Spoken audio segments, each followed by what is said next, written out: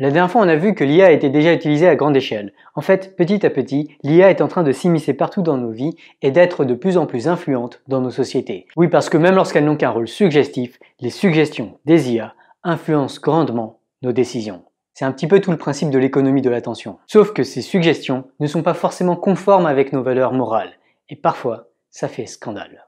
Par exemple, aux États-Unis, cela fait plusieurs années que les juges utilisent des IA basiques pour estimer le risque de récidive de criminels. Alors, la justesse des prédictions des IA sont loin d'être parfaites, mais ça, on pouvait s'y attendre. Prédire la récidive est un problème difficile pour lequel il est illusoire d'espérer avoir des conclusions déterministes. Et en fait, les imprécisions de l'IA n'ont pas fait scandale. Ce qui a fait scandale, c'est le biais raciste dans les prédictions de l'IA.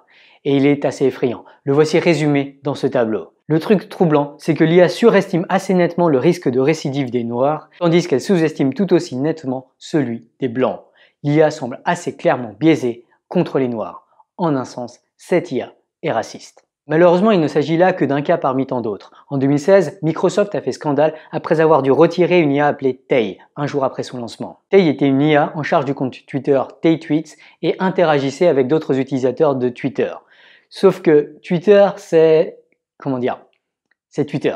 Tay se retrouva vite entouré de trolls qui likaient et retweetaient ses tweets les plus scandaleux. En l'espace de quelques jours, Tay en vint à nier l'Holocauste, à s'attaquer aux Noirs et aux Mexicains et à faire des appels au génocide. Heureusement que Tay n'avait pas le contrôle de drone tueurs. L'exemple de Tay montre d'ailleurs très bien d'où vient le racisme des IA. Les IA ne sont généralement pas programmées pour être racistes. Elles sont souvent programmées avec un certain objectif assez neutre, mais il se trouve que leur objectif est atteint en copiant et en généralisant les données qui leur sont fournies. Or, si on lâche ces IA sur Internet ou sur des jeux de données sujets au paradoxe de Simpson dont on a parlé dans l'épisode 15, elles y trouveront toutes sortes de raisons de devenir racistes. Typiquement, ce n'est pas parce que Google Images retourne plein d'images d'hommes en costard-cravate quand on tape PDG que seuls les hommes avec des cravates peuvent prendre des postes à responsabilité. Oui, il ne faut pas oublier qu'il y a énormément de facteurs de confusion dans les résultats de Google Images. Autre exemple, quand je tape mathematician, ça me sort plein d'individus décédés. À croire que la lignée des mathématiciens est en voie d'extinction. Autrement dit, même si leur objectif final n'a pas de biais, une IA peut parfaitement en apprendre, non pas parce que l'IA est fondamentalement méchante, raciste ou sexiste, mais parce que les données auxquelles l'IA est exposée l'invitent à être biaisées. Alors, on pourrait croire qu'il suffit dès lors de débiaiser les données que l'on fournit aux IA, sauf qu'enlever les biais dans les données est un problème souvent très difficile en lui-même. Typiquement, c'est le cas du langage, comme l'illustre une dérangeante découverte faite via Word2Vec. Souvenez-vous, Word2Vec est l'IA dont on a parlé dans les épisodes 21 et 22. Introduite en 2013 par Google, Word2Vec permet d'extraire de la sémantique du langage naturel et même de manipuler cette sémantique à l'aide d'addition et de soustraction. En particulier dans l'épisode 22, on a vu que d'après Word2Vec, roi moins homme plus femme est égal à reine. Et le plus fou, c'est que cette équation a été découverte par Word2Vec en ne faisant que lire des textes de la langue française. Ok, jusque-là on a envie de dire que Word2Vec n'est clairement pas sexiste. Après tout, Word2Vec ne fait qu'étudier des mots avec le simple objectif d'identifier des régularités statistiques. Et pourtant, Word2Vec a aussi conclu que docteur moins homme plus femme est égal à infirmière. Ou dit autrement, selon Word2Vec, la version féminine du docteur est l'infirmière. En particulier, si un garçon et une fille demandaient tous deux à Word2Vec quelle carrière suivre pour soigner des malades, alors Word2Vec aura de bonnes chances de conseiller au garçon de devenir docteur et à la fille de devenir infirmière. De façon plus générale, si on ne cherche pas nous-mêmes à programmer des valeurs morales dans une IA, alors l'IA sera en fait très probablement en déphasage par rapport à notre morale. Or, les IA sont de plus en plus utilisées et ont un pouvoir de plus en plus important sur nos sociétés. Du coup, même si vous ne croyez absolument pas à l'éventualité d'IA de niveau humain, il devrait néanmoins vous sembler urgent de programmer des valeurs morales dans les IA d'aujourd'hui. À moins que vous vous dites qu'on ne peut pas faire confiance aux IA pour être moral, et il vaut mieux du coup complètement s'en débarrasser. Mais en bon conséquentialiste, il nous faut alors nous demander quelle en serait l'alternative. Eh bien, sans IA, il faudrait alors en revenir uniquement à des décisions prises par des humains. Sauf que les humains sont eux aussi sujets à des biais racistes ou sexistes.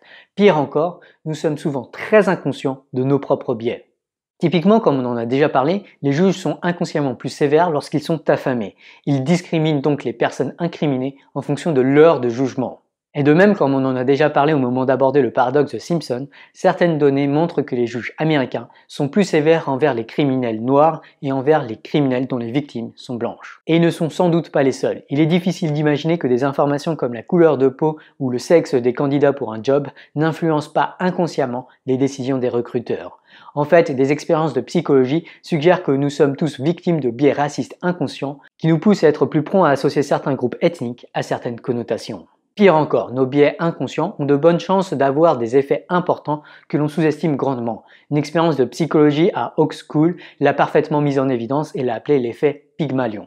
L'expérience est la suivante. On prend une classe de primaire au hasard. Au début de l'année, un chercheur de Harvard fait passer un test aux élèves. Puis il tire au hasard 5 élèves dans la classe et dit à l'enseignant de primaire que ces 5 élèves ont particulièrement réussi le test et qu'il ne serait pas surprenant qu'ils progressent nettement au cours de l'année. Autrement dit, la seule variable qui change entre un des 5 élèves et n'importe lequel des autres, c'est ce que l'enseignant pense du potentiel de ses élèves.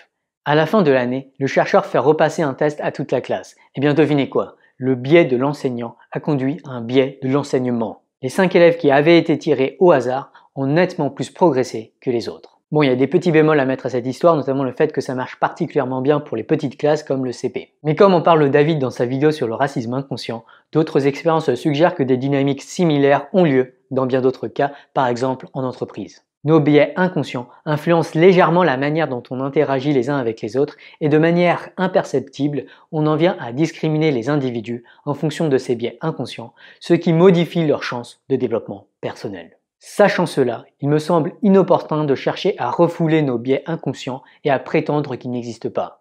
Nous avons des biais, admettons-le. Notre environnement social et culturel, les informations biaisées auxquelles nous sommes exposés ou la simple structure de la langue que l'on utilise nous poussent à plus promptement associer certains individus à certaines caractéristiques. Nous avons tendance à donner des camions aux garçons et des poupées aux filles, et de manière inconsciente et imperceptible, on en vient à traiter très différemment différents individus en fonction notamment de leur apparence physique.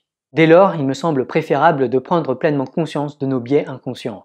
Je suis inconsciemment raciste, sexiste et tout ce que vous voulez. Je le sais. Si on me raconte une histoire, je vais avoir tendance à l'interpréter en fonction de mes biais inconscients sans que je ne m'en rende compte. Et j'ai bien peur que mes capacités cognitives soient trop limitées pour espérer débiaiser mon inconscient. Ceci étant dit, en étant conscient de mes biais inconscients, je peux chercher à rectifier le tir à l'image d'un joueur de fléchettes qui tire toujours légèrement à droite de la cible quand il vise la cible. Il me semble qu'il s'agit davantage de la bonne manière de penser les problèmes de discrimination. Comme en parle aussi Monsieur Phi, il nous faut prendre conscience du rôle central de notre inconscience. En effet, il semblerait que conscience sans inconscience ne soit que ruine de l'âme. Ceci étant dit, même en étant conscient de notre inconscience, il n'est pas dit qu'il soit possible de rectifier correctement les biais de notre inconscient. Pire, il semble impossible d'amener tous les humains à prendre conscience de leur inconscient et à rectifier leurs biais, ni même de se faire pour une proportion non négligeable d'humains. Les humains sont des machines difficiles à programmer. Ce qui me semble bien plus faisable, c'est de rectifier les biais des machines. En fait, les IA pourraient même être nos meilleurs alliés pour lutter contre nos biais inconscients. Pour plus d'équité dans nos sociétés, l'utilisation des IA pourrait en fait être une priorité, à condition bien sûr de d'abord leur enseigner adéquatement des valeurs morales.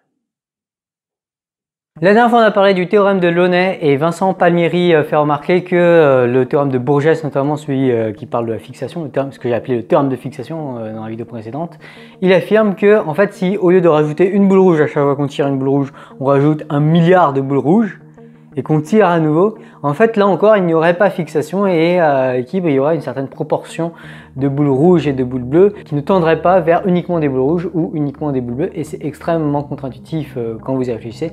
Alors bien sûr, ce qui va se passer, c'est du coup très probablement la distribution des boules rouges et bleues sera alors un nombre aléatoire, et clairement ce nombre aléatoire ne sera pas une distribution uniforme, et ça risque d'être une courbe qui tend pas mal sur les côtés, mais il n'y aura pas fixation dans le sens où avec probabilité 1, à l'infini, la proportion de boules rouges sera un certain nombre strictement entre 0 et 1, mais ne sera ni 0 ni 1. Sylvain Fayard demande que se passerait-il si au lieu d'avoir 2 couleurs, on avait maintenant plusieurs couleurs. Donc au lieu d'avoir juste les vidéos comédie, les vidéos drame, on a aussi les vidéos de vulgarisation, de make-up et tout ça.